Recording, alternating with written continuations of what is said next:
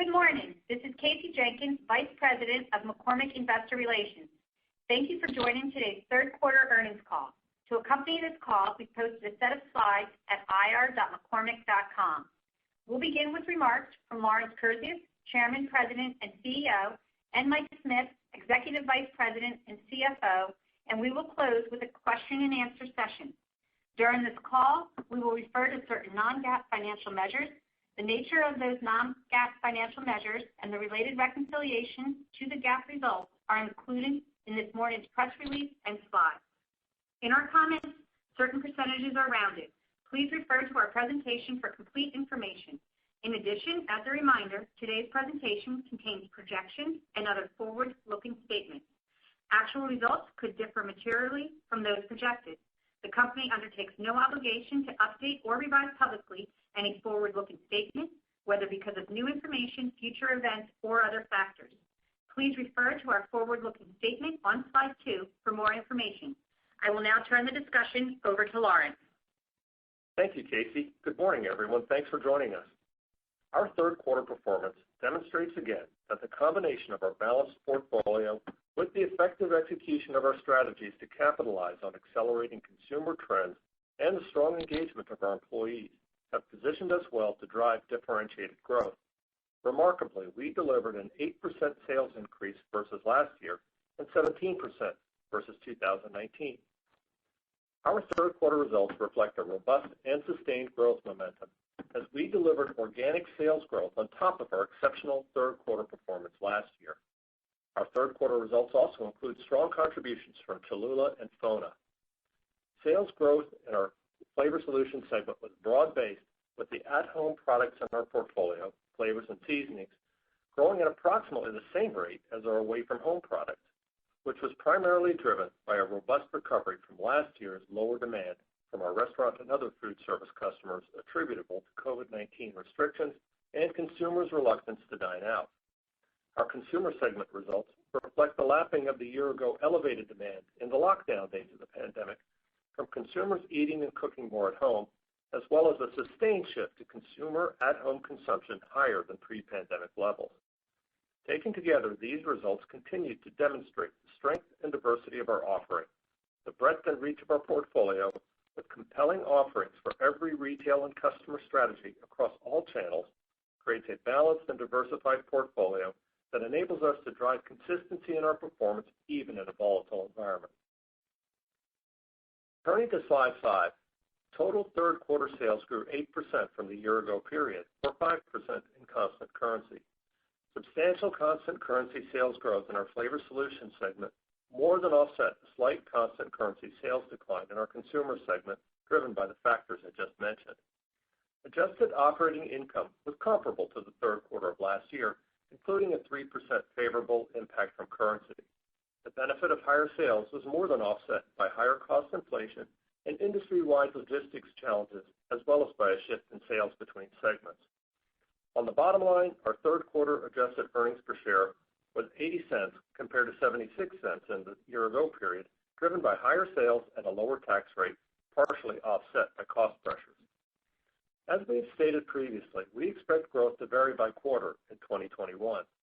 Importantly, we have delivered outstanding year-to-date performance. Sales and adjusted operating income are up 13% and 9% year-over-year, respectively, both of which include a 3% favorable impact from currency, and we've grown adjusted earnings per share 8%.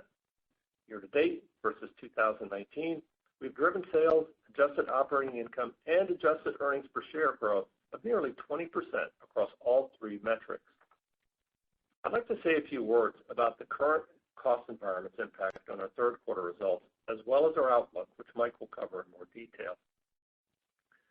We stated in our July earnings call, we are operating in a dynamic cost environment and, like the rest of the industry, experiencing cost pressures. We're seeing broad-based inflation across our raw and packaging materials, as well as transportation costs. To partially offset rising costs, we have raised prices where appropriate, but as usual, there is a time lag associated with pricing, particularly with how quickly costs are escalating. And therefore, the phase-in of most of our actions is taking place during the fourth quarter. Those pricing actions are on track, and we appreciate our customers working with us to navigate this environment. In the last few months, inflation has continued to ratchet up, mainly with packaging and transportation costs. We're experiencing the highest inflationary period of the last decade or even two. We, along with our peers and customers, are also facing additional pressure in our supply chain due to strained transportation capacity and labor shortages in distribution.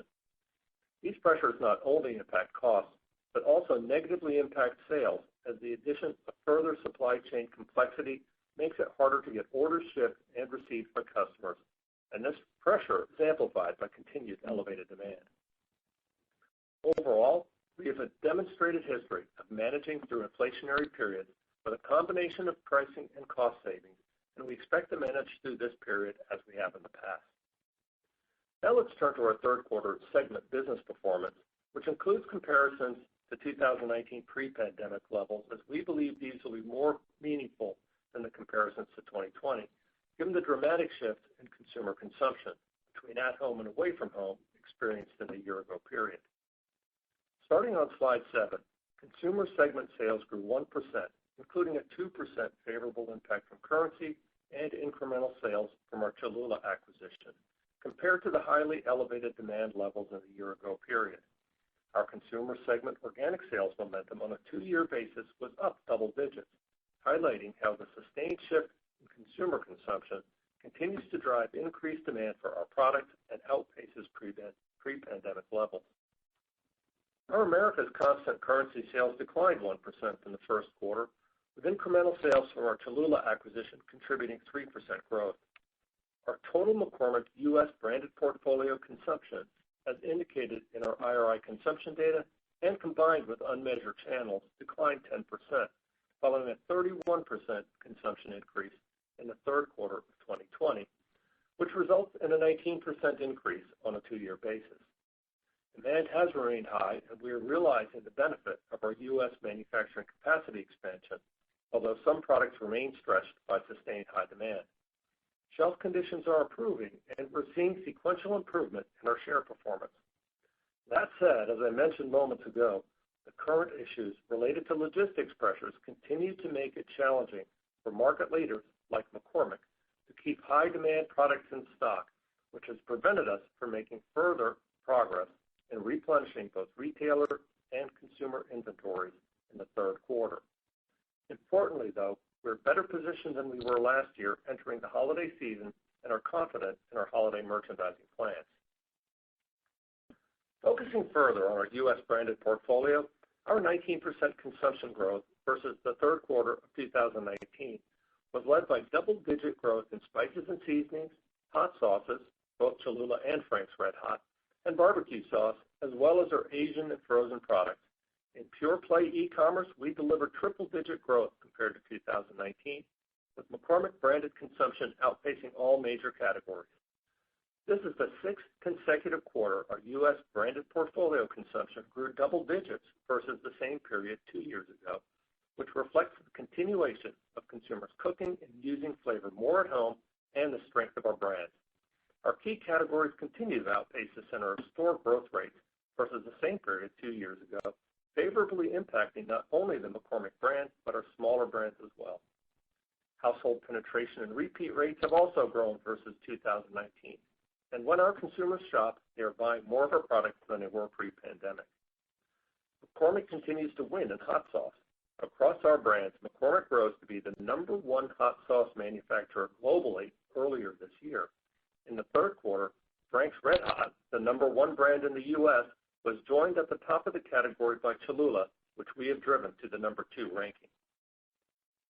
Now turning to EMEA, which has continued its outstanding momentum, we had strong market share performance in the third quarter versus last year, maintaining or gaining share across the region in key categories following our strong gains in the third quarter last year. Compared to the third quarter of 2019, our total EMEA region, we drove double-digit consumption growth in herbs, spices, and seasonings. And turning up the heat, Frank's Red Hot has grown consumption 75% and has gained a significant share versus the 2-year-ago period. Across the region, our household penetration and repeat rates have also grown versus the 2-year-ago period. Our year-to-date higher brand marketing investments in EMEA are proving to be effective, as evidenced by the metrics I just discussed, as well as our achieving above benchmark rates for reach, engagement, and click-through, for instance, in our digital marketing. In the Asia-Pacific region, third quarter sales were strong, reflecting our continued recovery from China's lower branded food service sales last year. Our consumer product demand in the region declined due to lapping significant growth last year. The region has also experienced supply chain challenges, with ocean freight capacity constraints impacting the quarter's growth. In Australia, we continue to see strong consumption growth versus 2019, with key brands recently trending back toward 2020 levels, with Frank's RedHot already higher than last year's elevated consumption. Across all regions in our consumer segment, we are continuing to fuel our growth with our strong brand marketing, new product launches, and our category management initiatives. We're making brand marketing investments across our portfolio to connect with our consumers, particularly online. Early in the third quarter in the Americas, we began our search for the first Director of Taco Relations. This was a dream opportunity for the over 5,000 applicants who showcased their taco expertise and enthusiasm for our products in their video application. To date, we have garnered over 1 billion earned impressions related to our search, and these will continue to grow upon the announcement of our new Director of Taco Relations next week on October 4th in celebration of National Taco Day. We're not only creating buzz through our digital marketing, but also with our e-commerce direct-to-consumer new product launches. In the Americas, we drove new, passionate users to our brands and digital properties with the launch of Sunshine All-Purpose Seasoning, a new product developed in partnership with social media influencer Tabitha Brown. Inspired by her joyful personality and health and wellness-focused recipes, this salt-free and gluten-free Caribbean-inspired blend sold out in just 39 minutes, generating record sales from e-commerce-driven innovation and over 700 million earned impressions. Our new product launches differentiate our brands and strengthen our relevance with consumers. And with our global leadership position in hot sauce, we are in the perfect position to capitalize on consumers' rising demand for hot and spicy flavors through a global heat platform. Our recent launches of Frank's RedHot frozen appetizers and Cholula wing sauces in the Americas, as well as Frank's RedHot craft flavors in EMEA, have made strong contributions to growth in the third quarter. Just in time for Halloween, EMEA is introducing Dead Hot gift sets for e-commerce, featuring Frank's RedHot. And in China, our recently launched ready-to-eat chili paste has the highest 30-day repeat rate of all McCormick direct-to-consumer products on Tmall. Turning to category management, our initiatives are designed to strengthen our category leadership by driving growth for both McCormick and retailers. These initiatives include simply changing shelf placement, for instance, increasing Cholula's velocity over 30% by changing its aisle placement at a large retailer, to reinventing the spice and seasoning aisle shopping experience. In the U.S., we're anticipating a cumulative implementation of our Spice Aisle program since it began in 2020 of 10,000 stores by year-end. Versus 2019, to remove year-over-year noise, sales through the beginning of August show retailers that have adopted the Spice Aisle changes are growing the category faster than those who have not, and McCormick's branded spice and seasoning portfolio is growing solid mid-single digits faster in implemented stores versus stores which have not adopted the changes. And in Eastern Europe, the rollout of our First Choice bottle, which is perceived as premium in what was predominantly a sachet-only market, is elevating the spices and seasoning category and driving increased share in our Eastern European market. Moving forward, we are confident that we will continue the momentum of our consumer segment. We have more consumers than pre-pandemic. They have come into our brand, are having a good experience, and are buying our products again. We're excited about our growth trajectory and expect long-lasting growth from the sustained shift to consumers cooking more at home, fueled by our brand marketing, new products, and category management initiatives. Turning to slide 9, our Flavor Solutions segment grew 21%, or 17% in constant currency, reflecting both strong base business growth and contributions from our FONA and Cholula acquisitions. Our third quarter results include the robust recovery from last year's lower demand from our restaurant and other food service customers, many of which are lapping the curtailment of away-from-home dining, as well as strong continued momentum with our packaged food and beverage customers. Notably, growth was driven equally from both the at-home and the away-from-home products in our portfolio. On a 2-year basis, our sales also increased double digits with strong growth in all 3 regions. In the Americas, our FONA and Cholula acquisitions made a strong contribution to our significant third quarter growth, and we're executing on our strategy to shift our portfolio to more value-added and technically insulated products. We continue to see outstanding growth momentum with our consumer packaged food customers through new products and base business strength. Consumers' rising global demand for hot and spicy flavors is driving growth for both our customer snacks and for our seasonings that flavor them. Compared to last year's third quarter, snack seasonings grew high single digits with strong growth in core iconic products as well as new products, and the innovation pipeline continues to be robust. Our confidence that FONA will accelerate our global flavors platform continues to be reinforced by their excellent performance with double-digit sales growth compared to last year. Beverages are driving significant growth with particular strength in the fast-growing performance nutrition category. And finally, in the Americas, branded food service contributed significant growth to the quarter as our demand for this channel has continued to strengthen as more dining options reopen. In EMEA, we had strong growth versus both last year and 2019 across all markets and channels. Quick service restaurants, or QSRs, are driving growth through increased promotional activities and limited time offers. Our branded food service sales, with easing restrictions in the hospitality industry, increased at a double-digit rate versus the third quarter of last year. And as packaged food and beverage companies, our performance was strong on top of last year's strong growth, with the hot and spicy trend fueling growth in snack seasoning, particularly through new product innovation. Our sales growth in the Asia-Pacific region was partially impacted by the timing of our QSR customers' strong limited time offers and their promotional activities in the third quarter of last year, which increased restaurant traffic as COVID-19 restrictions lifted. As we've said in the past, limited time offers and promotional activities can cause some sales volatility from quarter to quarter. We recognize a part of our third quarter flavor solutions results were due to the comparison to low away-from-home demand last year. Notably, our growth also includes strong contributions from FONA and Cholula, robust growth with packaged food and beverage customers, both in the base business and in new product wins driven by our differentiated customer engagement, and continuing momentum with QSRs. Year-to-date versus 2019, we've delivered 13% constant currency growth, including FONA and Cholula, and 6% constant currency organic growth. These results, combined with our effective growth strategies, bolster our confidence in the continuation of our robust growth trajectory in our Flavor Solutions segment. Now, on slide 10, I'm excited to share some important purpose-led performance news. Just a few days ago, we were named as a Global Compact lead company by the United Nations for our ongoing commitment to the UN Global Compact and its 10 principles for responsible business.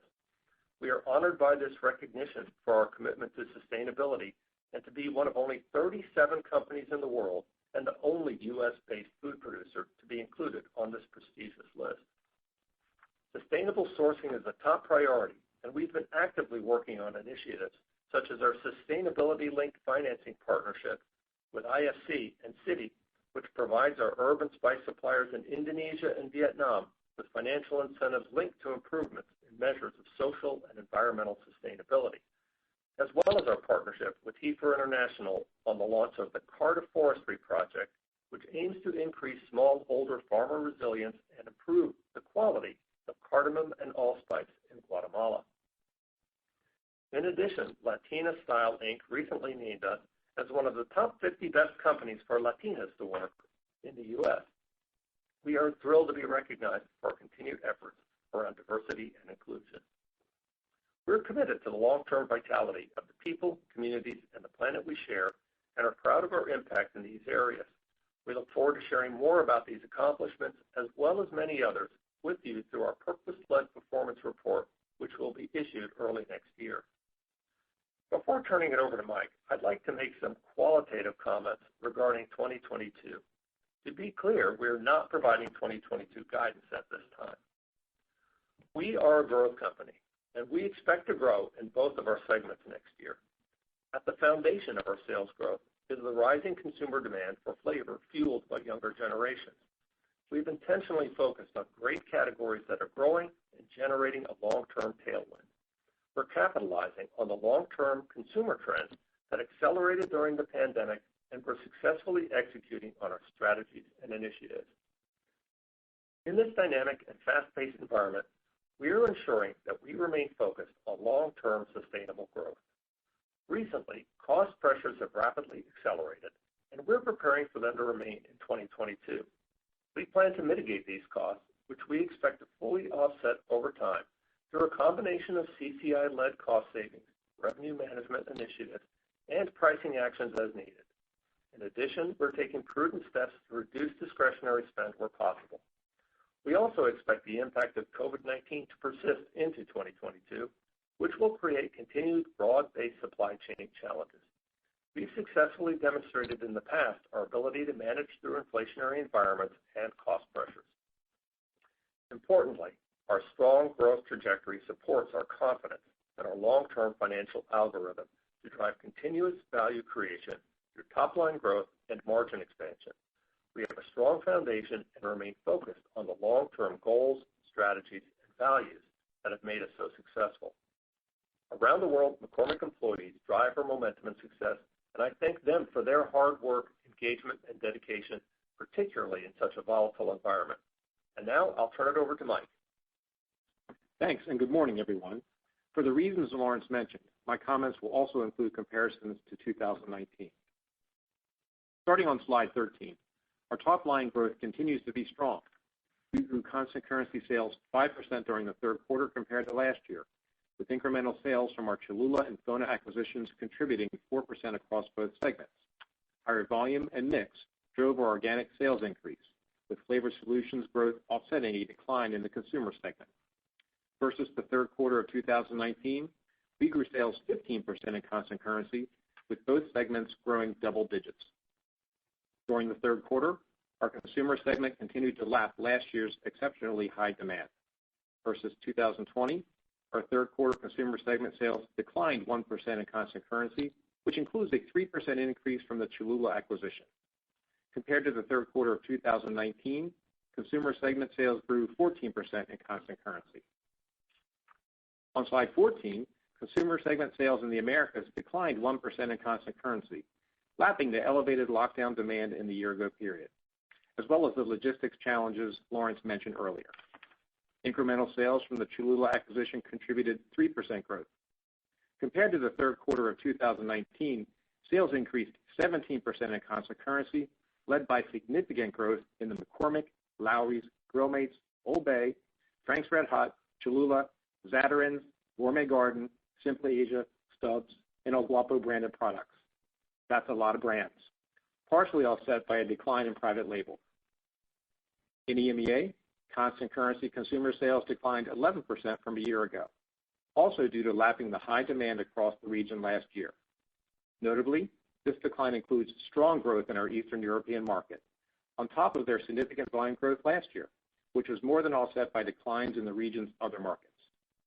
On a two-year basis, sales increased 10% in constant currency, driven by strong growth in our Camus, Schwartz, and Frank's Red Hot branded products. Consumer sales in the Asia-Pacific region increased 11% in constant currency due to the recovery of branded food service sales, with a partial offset from the decline in consumer demand as compared to the elevated levels in the year-ago period. Sales increased 4% compared to the third quarter of 2019, including a sales decline in India resulting from a slower COVID-19 recovery. Turning to our Flavor Solutions segment and slide 17, we grew third quarter constant currency sales 17%, including an 8% increase from our FONA and Cholula acquisitions. The year-over-year increase, led by the Americas and EMEA regions, was due to strong growth with both packaged food and beverage customers and in away-from-home products. Compared to the third quarter of 2019, Flavor Solutions segment sales grew 16% in constant currency. In the Americas, Flavor Solutions constant currency sales grew 19% year over year, with FONA and Cholula contributing 12%.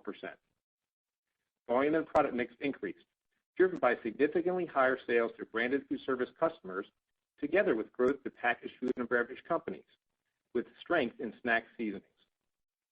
On a two-year basis, sales increased 15% in constant currency versus 2019, with higher sales from acquisitions and packaged food and beverage companies, partially offset by the exit of some lower margin business.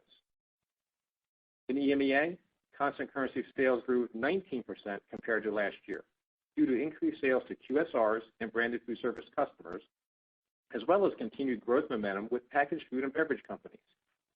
Constant currency sales increased 23% versus the third quarter of 2019, driven by strong sales growth with packaged food and beverage companies and QSR customers.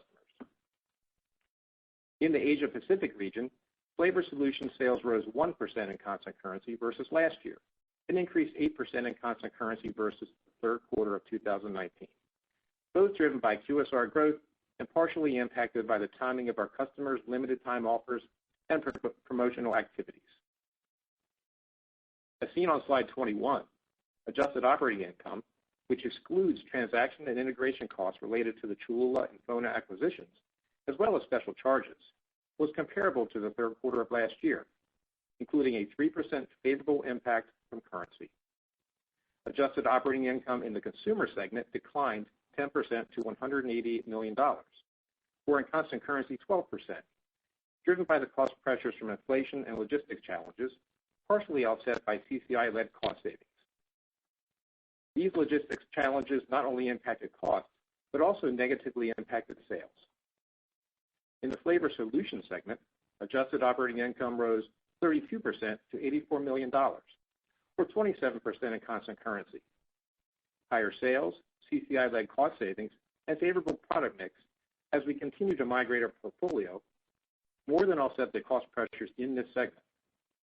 Across both segments, incremental investment spending for our ERP program was offset by lower COVID-19 costs compared to last year. During the quarter, we invested in brand marketing ahead of last year, and notably, we have increased our investments 11% on a year-to-date basis. As seen on slide 22, adjusted gross profit margin declined 260 basis points, driven primarily by the cost pressures we are experiencing and the lag in pricing.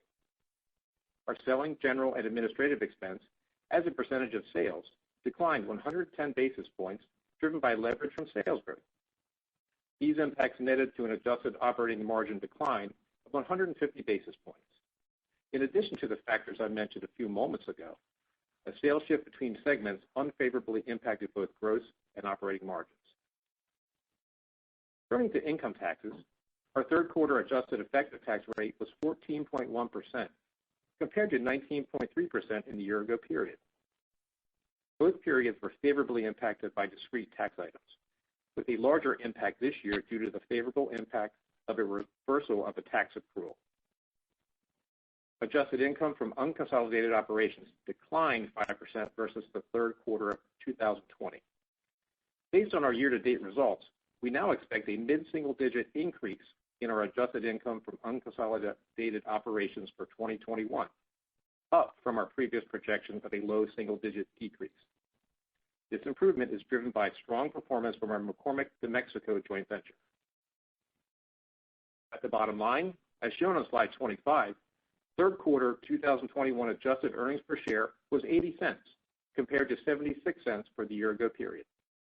The increase was primarily driven by a lower adjusted income tax rate. As compared to the third quarter of 2019, our 10% increase in adjusted earnings per share was primarily driven by sales growth. On slide 26, we've summarized highlights for cash flow and the quarter-end balance sheet. Through the third quarter of 2021, our cash flow from operations was $373 million, which is lower than the same period last year. The decrease was primarily due to the payment of transaction integration costs and higher use of cash associated with working capital.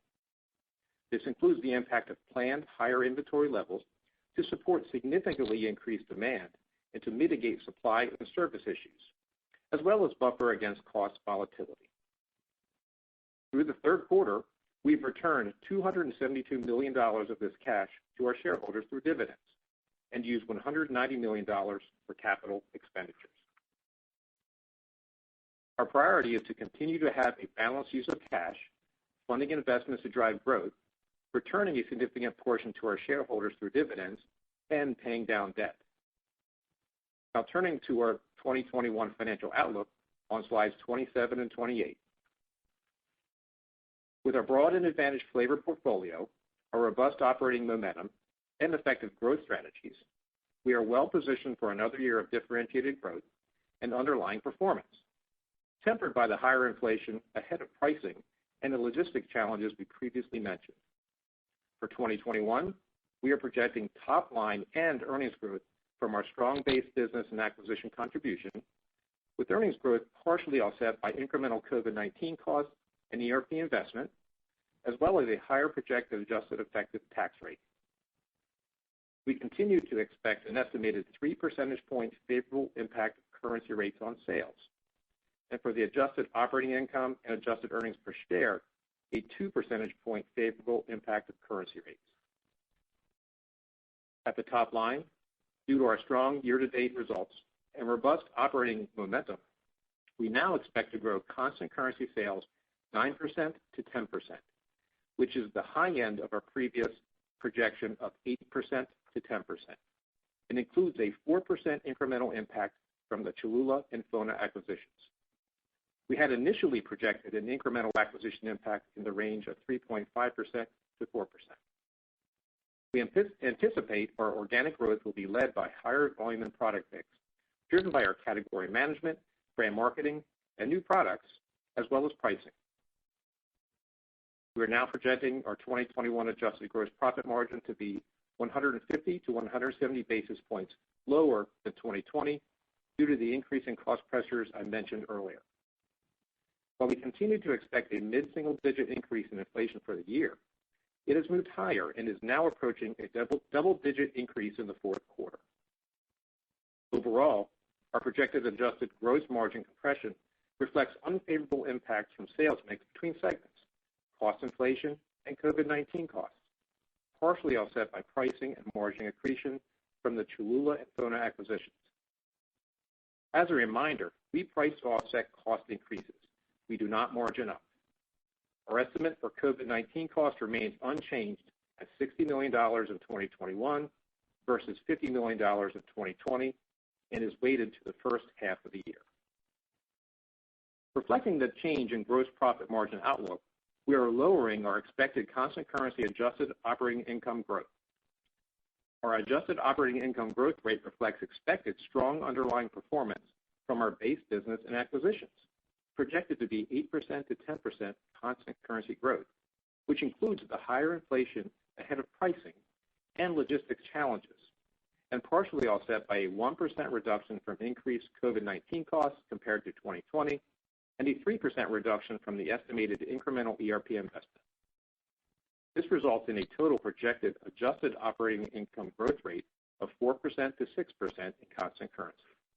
This projection includes the mid-single-digit inflationary pressure, as well as our CCI-led cost savings target of approximately $110 million. It also includes an expected low single-digit increase in brand marketing investments. Considering the year-to-date impact from discrete items, we now project our 2021 adjusted effective income tax rate to be approximately 21%, as compared to our previous projection of 23%. This outlook versus our 2020 adjusted effective tax rate is expected to be a headwind to our 2021 adjusted earnings per share growth of approximately 1%. We are lowering our 2021 adjusted earnings per share expectations to 5% to 7% growth, which includes a favorable impact from currency. This reflects our lower adjusted operating profit outlook and lower adjusted income tax rate, as well as the higher adjusted income from unconsolidated operations. Our guidance range for adjusted earnings per share in 2021 is now $2.97 to $3.02. This compares to $2.83 of adjusted earnings per share in 2020 and represents 8% to 10% growth in constant currency from our strong base business and acquisition performance, partially offset by the impacts related to COVID-19 costs, our incremental ERP investment, and the tax headwind. I'll now turn it back to Lawrence. Now that Mike has shared our financial results and outlook in more detail, I would like to recap the key takeaways as seen on slide 29. Our third quarter results reflect a robust and sustained growth momentum as we drove strong sales growth despite a challenging year-over-year comparison. Year to date versus 2019, we have driven significant double-digit growth rates for sales, adjusted operating profit, and earnings per share. We have a strong foundation and a balanced portfolio which drives consistency in our performance. We expect higher at-home consumption will persist beyond the pandemic and are continuing the momentum we are gaining in away-from-home consumption. We're confident the growth momentum of our business is sustainable. As a reminder, McCormick has grown and compounded that growth successfully over the years regardless of short-term pressures. Our strong growth trajectory supports our confidence in our long-term growth algorithm to drive continuous value creation through top-line growth and margin expansion. We're driving McCormick forward and building value for our shareholders. Now, let's turn to your questions. Thank you. At this time, we'll be conducting a question and answer session. If you'd like to ask a question, please press star 1 on your telephone keypad, and a confirmation tone will indicate your line is in the question queue. You may press star 2 if you would like to remove your question from the queue. For participants that are using speaker equipment, it may be necessary to pick up your handset before pressing the star keys. One moment, please, while we poll for questions.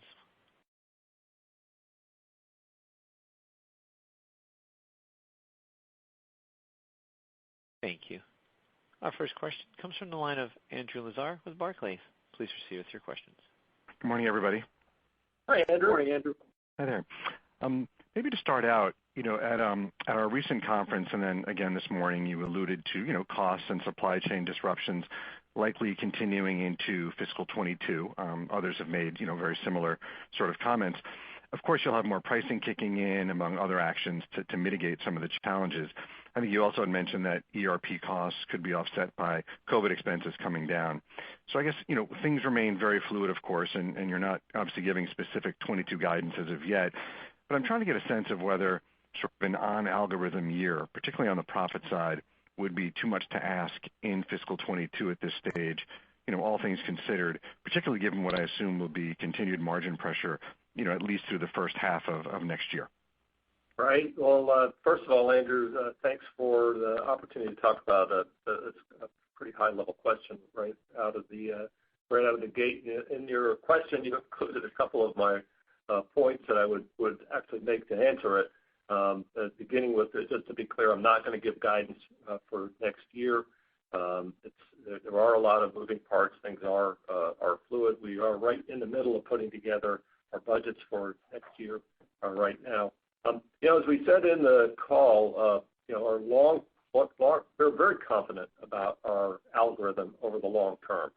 I'm just not ready to talk about it in 2022 specifically just yet. But in our prepared remarks, I did say we expect growth in both segments, and so I'll start there, and then I'll bring it back to profit. Our McCormick is unique in that we've been differentiated by strong growth.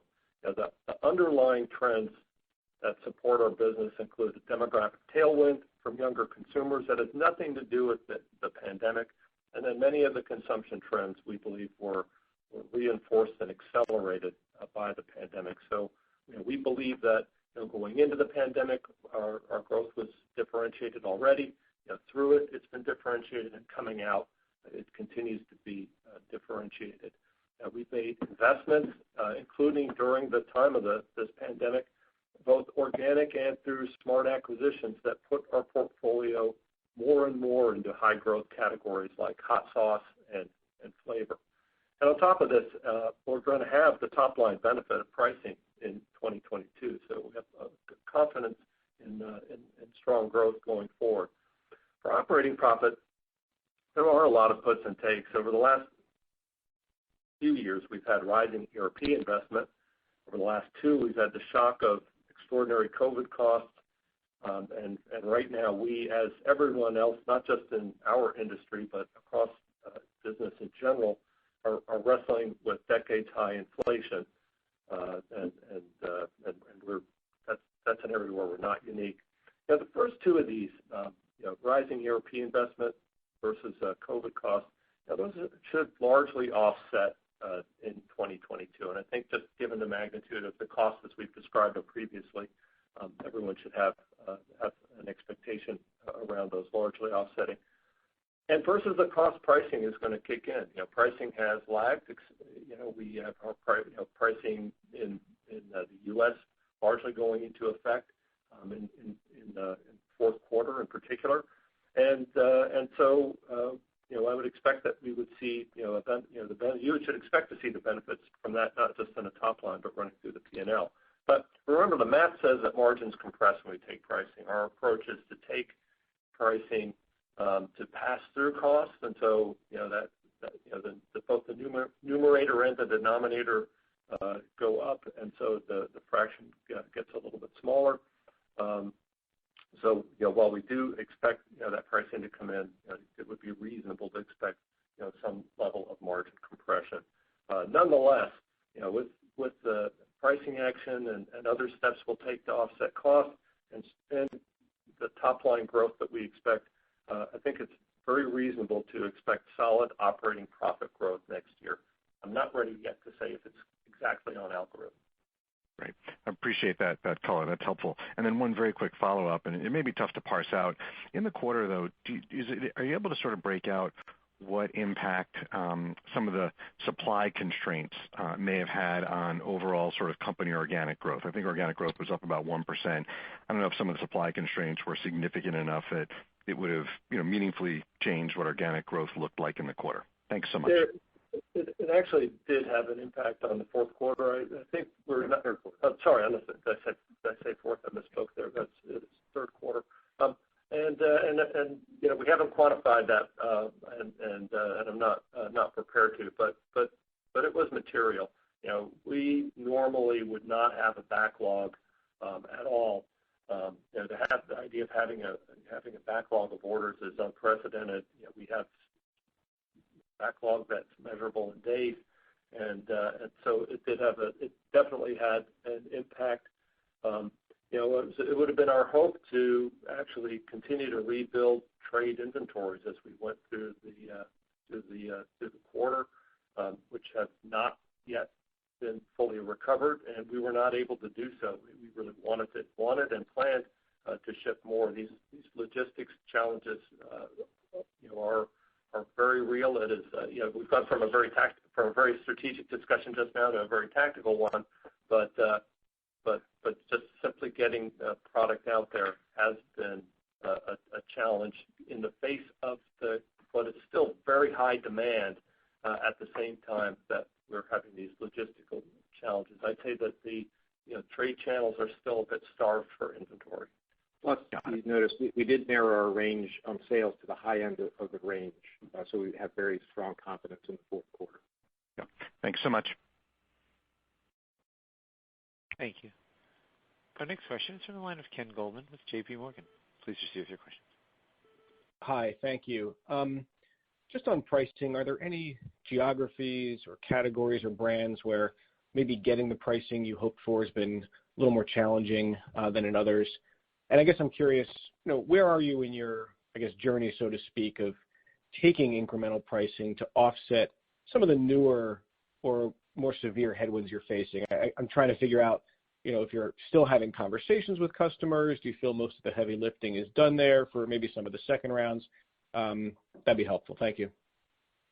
First of all, I won't say that there's a particular problem. These actions always have some degree of commercial tension in them, and so I don't want to get too specific. It's not so much that there are ongoing conversations with customers. I think that there are some new conversations to be had. All of our actions on pricing are on track, particularly for the U.S. The price increases that we talked about earlier in the year have been sold in. There is a time lag, though, especially with how quickly costs have gone up.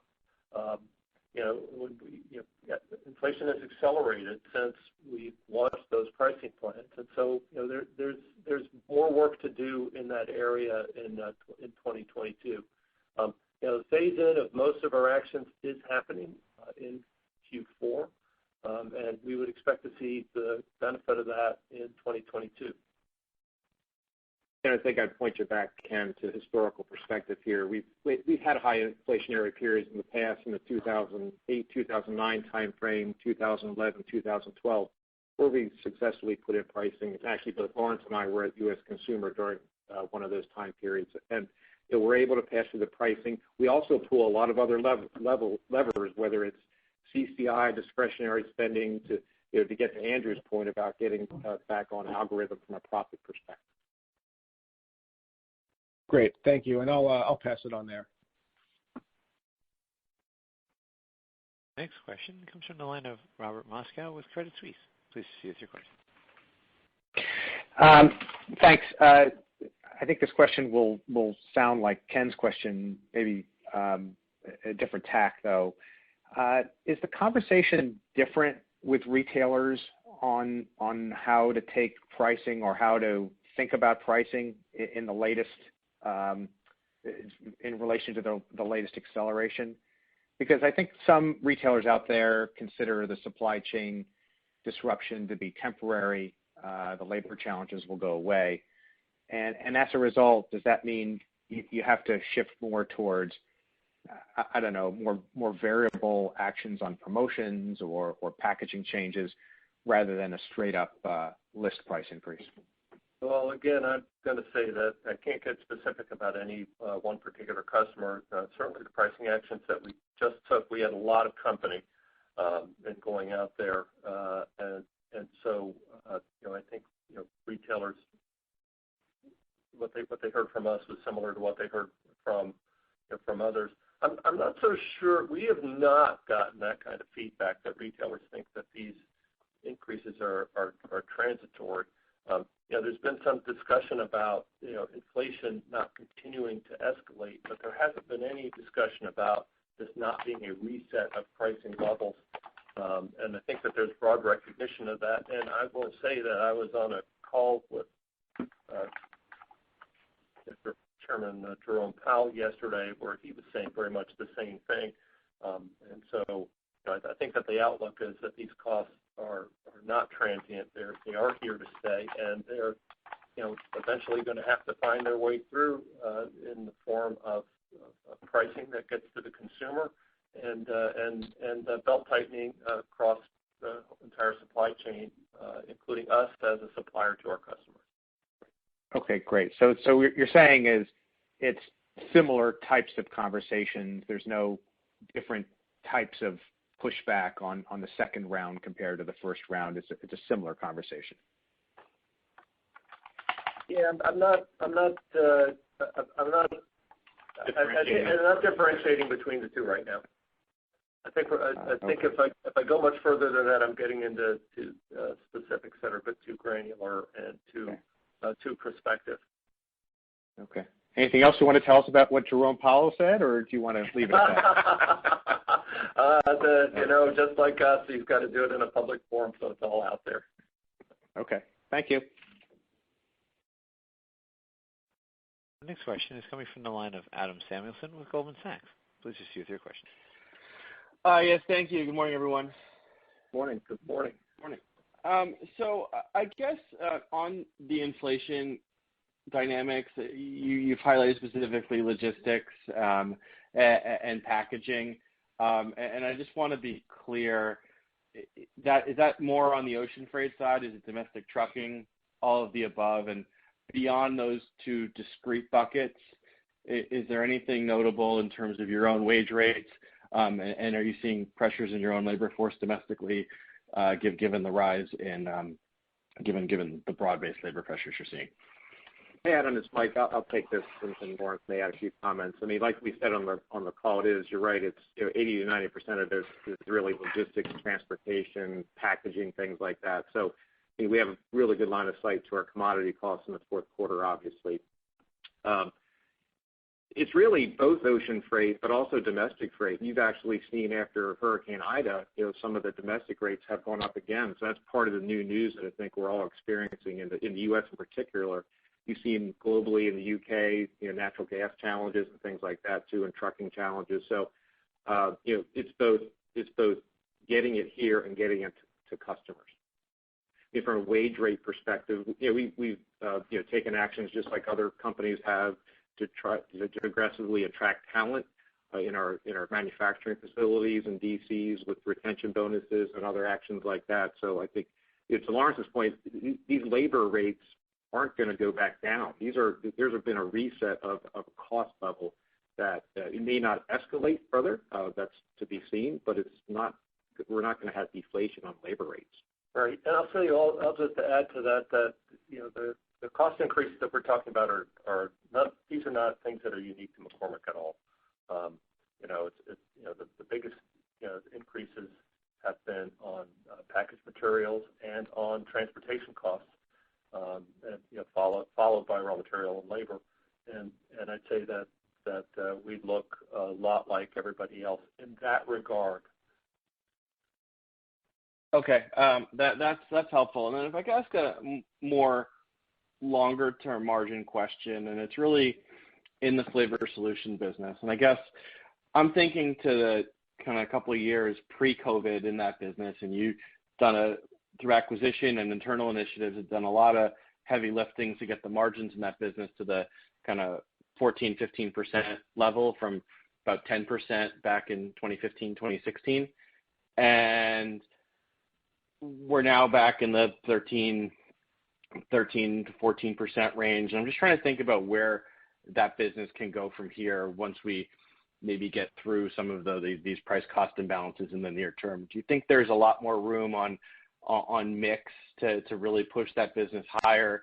Are there investments in technology and R&D on the flavor side that you've got to accelerate to temper that? I'm just trying to think about that being a driver of earnings growth, maybe beyond some of the shorter-term inflationary pressures that we're experiencing right now.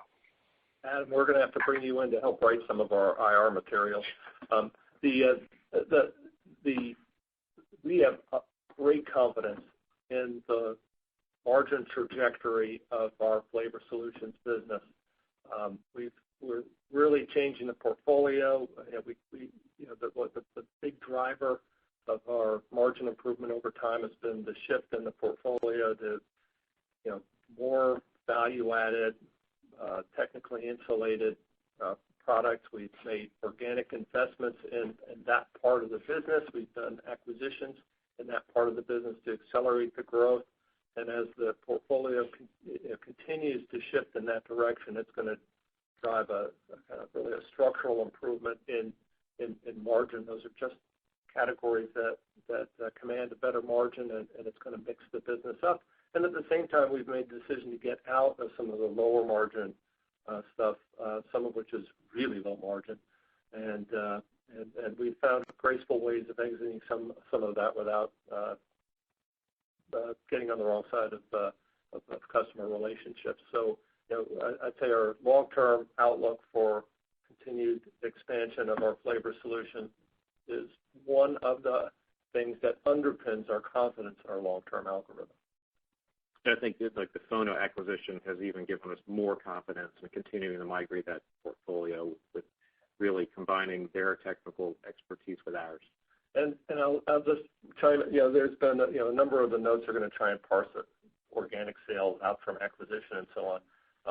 We're reporting 100% of what we sell in FONA as acquisition related, but we have grown that business tremendously since we've bought it. And we're very same with Cholula too. And same with Cholula as well. But your question specifically is about flavor solutions, and that's really good. That's really part of that portfolio migration. Okay, that's helpful color. I'll pass it on. Thanks. Our next question is coming from the line of Chris Growe with Stifel. Please proceed with your question. Hi, good morning. Morning. I just had a question for you, if I could, in relation to pricing. Just understand, would you expect that your pricing would offset your inflation once all your pricing is in place? I'm going to say that all of the levers that we're going to pull will. Yeah, fair enough. Part of what CCI does is offset inflation to an extent. Part of it offsets cost increases, and part of it we bring in to reinvest in the business in other ways, and part of it makes its way to the bottom line, and that's the intent. I'm expecting that over time we will recover all of the costs through all of the levers. It won't be 100% through pricing. Okay. Yeah. That's I understand. Yes, thank you. And I understand. The other question I was going to say was just as you get into, is it expected that you would have a lot of these levers pulled by, say, first quarter of 22? I know you've got some pricing going into place in the fourth quarter. I'm not trying to get to an exact time or guidance for next year. Just to understand the time frame around pulling all these levers. I think that I don't want to get too deep into talking about 2022. Yes. I didn't want to give guidance for the year, and I don't want to give guidance for any of the quarters. Yeah, but I do think, I think that this is something that's going to unfold over time. Yeah. We've taken pricing action. We've said that inflation has continued to accelerate, so there's more to go, and I think that to think it's all going to be in place in Q1 is probably not. Yeah, and also you realize there's a lot of focus on the U.S. timing, but this happens around the world at different time points based on local. So we'll have a lot more to say in the January call. Understood. Okay. And I had just one other question, and it's just more to understand kind of this inventory situation, we'll call it, I guess, in rebuilding. We can debate IRI or Nielsen data, but it shows like your U.S. sales down 11%. And again, we can debate that number. I see your Americas business, again, not a perfect representation totally of the U.S. being down 4%. Is that gap the sort of inventory build you expected for this quarter, year over year, knowing that you were shipping below inventory, below consumption a year ago? Or is there more inventory build to come, I guess is what I'm trying to get to. If you do the math, looking back 2 years, so look at the undisturbed 2019. Mm-hmm. Last year, you're right, we weren't shipping to consumption. Demand was extraordinarily elevated. And if you strip out the acquisition, demand, consumption is up 19%. Our shipments are up 13%. So just the straight math on that would suggest we undershipped by about 6 percentage points, which is very substantial. We did that same math in Q2, and we were ahead by 4. So it would look like we've unwound some of the inventory build that we did. But in 2019, we had a holiday terms program in place, which we normally would do. I mean, normally in the third quarter, we're starting to build trade inventories for the heavy fall season, and so that would have been part of the underlying demand. So when you net that all out, we think we're pretty close to even on shipping versus the true change in consumption. But that includes not being able to build for the trade inventories for the holiday as we would have hoped. And so we do think that we're a bit. We're like as I said earlier, one of the questions earlier, that the trade channel right now is a bit starved for inventory in the U.S. Now we think of that as really sloshing between third and fourth quarter, and it's still going to end up getting captured within the year. So it doesn't much change our outlook for the full year. It makes us anticipate a pretty strong fourth quarter. But to bring it back to where we are in rebuilding, we're not as far along as we would have hoped. Okay, that was good color. Thanks for that time. Our next question is from the line of Steve Powers with Deutsche Bank. Please proceed with your questions. Yes, hey, thanks. And you might have I think you sort of addressed this in response to Chris's question, but just to play it back. So when we think about your intention to fully offset pressures over time, and appreciating that there's a rolling process to this, I don't know if you were speaking to Chris's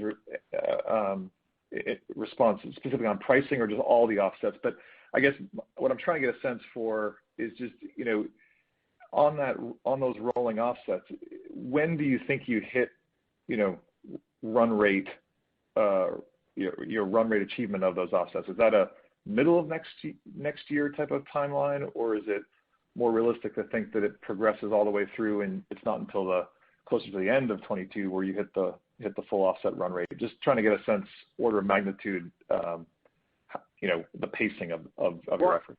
Yeah, obviously, a lot depends on the future cost environment too on this. We put in pricing in the U.S. to, it's going to partially hit in the fourth quarter, like we said last quarter. The full impact is going to be in 2022. Now, if costs continue to accelerate, we'll have to address that with other actions. But I think it's speculative at this point to try to call 22. And the timing by quarters and by halves. Okay. No, I understand. Okay. Fair enough. Can I ask just a cleanup on tax and appreciating the discrete benefits you've now realized in 21, and I'm not asking for 22. Just on a normalized basis, how should we think about your sort of the tax run rate for the business going forward? And if you have any color on cash taxes versus GAAP taxes, that'd be great as well. No, it's a great question, and obviously, and we talk about this actually. Our 10Q discloses this amount. We talk about a kind of an underlying rate of 24 to 25% based on the country mix, the underlying tax rates that we have, and our expectations for the year. And generally, what happens and what happened this quarter, there are discrete either programs that our tax team runs. There are acquisitions in the past that we clean up some of the assumptions or estimates, or there's statutes of limitations that drop off where we've tended to realize some discrete tax benefits. So that's exactly what happened this quarter. But under the current tax regime, with GILTI and FDII and all these things globally, it's 24 to 25%. Obviously, we're all waiting to see what happens in Washington to see what future rates are. And I'd say our cash taxes are pretty close to that, too. We pay our fair share. Yep. Thank you very much. Sure. Our next question is from the line of Rob Dickerson with Jefferies. Please proceed with your question. Great. Thank you. I just wanted to touch on private label for a second, given I think you still operate that side of the business a bit, as well as brands. Obviously, there's been kind of this ongoing discussion, kind of where the state of that overall industry kind of sits as we kind of get through the pandemic. So I'm just curious, kind of given some of the comments around, let's say, trade inventory not exactly where you'd want it to be going fall bake, and pricing forthcoming. I'm just kind of curious, what you've seen or heard from the retailers as of late, around demand for kind of your private label products versus brands, and then just kind of how you think about price gaps as you kind of enter this pricing phase. That's the first. Sure. First question. Generally across all categories, private label has lost share through the pandemic, and brands as a group have gained. And in the recent results that we just announced, our brands were strong. Private label is one of the soft points. When it comes to pricing, the costs are going up for raw materials, packaging, labor, and transportation, and that applies to private label as well. And so the pricing actions that we're going forward with for our products included the private label products that we manufacture, and I would expect that in many cases, just because they are priced at a lower price point, that they may see a higher percentage inflation rate because the same dollar cost going through is going to be a bigger percentage. Okay, fair enough. And then just quickly, we've obviously heard from a lot of different food companies that so far, elasticity measures look great, right, relative to history, given some of this elevated demand. I'm just curious, again, I know you're not giving 22 guidance, but, you have to have some thoughts as to kind of what you might be baking in on the elasticity side. Kind of what I'm hearing is if there's, growth expected in both segments next year and pricing coming, I'm kind of assuming that, the answer here is that, there could be some incremental distribution gains to offset some elasticity, demand remains elevated. So just kind of any comments around that kind of volume side versus the price side and where you think elasticity could shake out. Thanks. Sure. The demand remains elevated. Our categories that we're in, we're already growing before the pandemic and continue to grow through it. And there's, we've talked endlessly about the underlying demand for flavor growing. The younger consumers are fueling that. And as we've gone through the pandemic, we've gained household penetration. The usage rates are up, and we haven't talked about it much, but I think we had a comment about it in the prepared remarks. The purchases per purchase occasion are up a lot, and so consumers are buying more of our products, and we expect that to continue to be the case. So I'd say our outlook continues to be positive for strong sales growth, and if you look at consensus sales for next year that are out there, they're pretty anemic, and I guess we're trying to gently suggest that there's a reason to reconsider that. All right, thank you. It's very helpful, Lawrence. Appreciate it. Thank you. Our final question is a follow-up from the line of Robert Moskow with Credit Suisse. Please proceed with your questions. Hey, just very quickly, Lawrence, I think you quantified on a 2-year basis America's shipments up 13%, consumption up 19%, and doesn't that also include your private label business being down in that 2-year period? So therefore, the gap isn't really 600 basis points. It might be a little bit less. It's a very small number overall compared to our branded portfolio. The change, definitely less than 1% differential. Less than 1%. Yeah. Okay, thanks for the math. Thank you. At this time, we'll turn the floor back to management for closing remarks.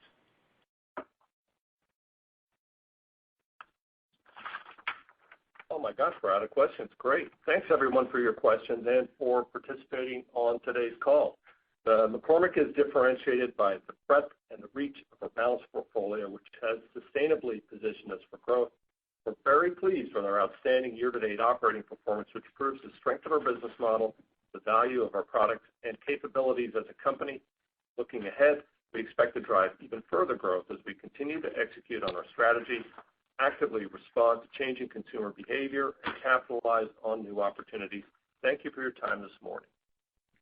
Thank you, Lawrence, and thanks to everyone for joining today's call. If you have any further questions regarding today's information, please reach out to me. This concludes this morning's call. Have a good day, everybody.